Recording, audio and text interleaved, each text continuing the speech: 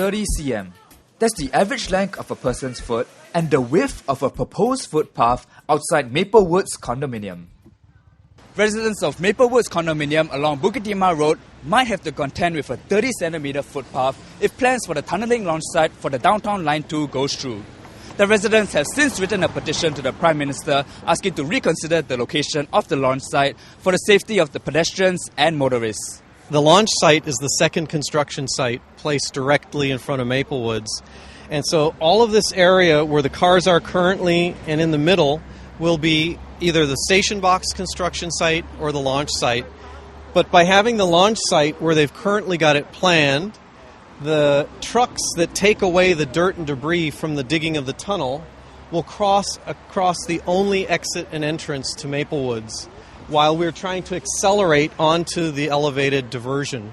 So it just opens up vast problems of safety because of all of the same spaces being competed for by trucks and vehicles and residents and also the pedestrians. The launch site is for tunnelling at the King Albert Park station just outside Maplewoods condominium. LTA and Ulu Pandan Ward MP Christopher De Souza held a dialogue session with residents of Maplewoods, and several proposals to address the residents' concerns were floated, including the reinstating of the footpath, but at a reduced width of a minimum 30 cm. But the residents were not happy with the proposals, and 65% out of the estimated 700 households at Maplewoods signed a petition which was sent to the Prime Minister's office on 3rd of June. The petition called for a reconsideration of the location of the launch site. LTA has since ceased operations at the launch site for 10 days from the 7th of June, but residents are still worried. I walk my daughter to school every day, so I think now I will have second thoughts about walking her to school. And I thought that as she grow up, she can walk home by herself. But now with the whole situation, I don't think I would dare put her at risk and letting her walk home by herself.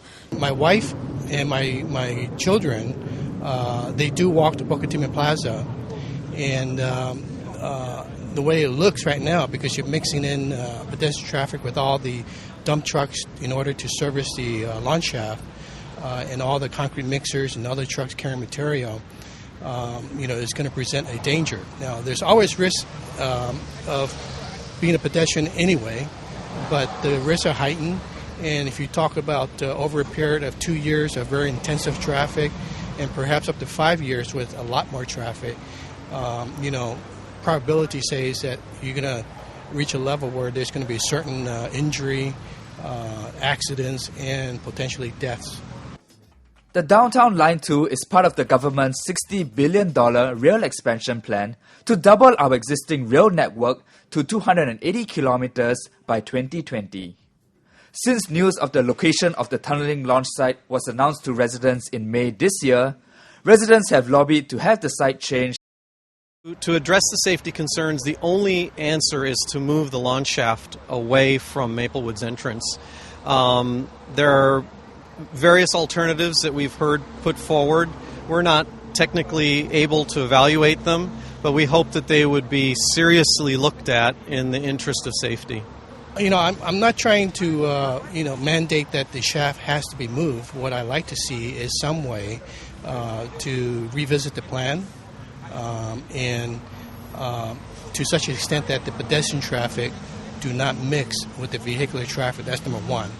And then number two, of course, I'm still, as a driver, I'm worried about the increased amount of traffic and how that affects me as I exit Maplewoods and get onto the temporary Bukit Timah Road. Meanwhile, Downtown Line 2 tunnelling works have already begun at Beauty World Station, just a station away from King Albert Park Station.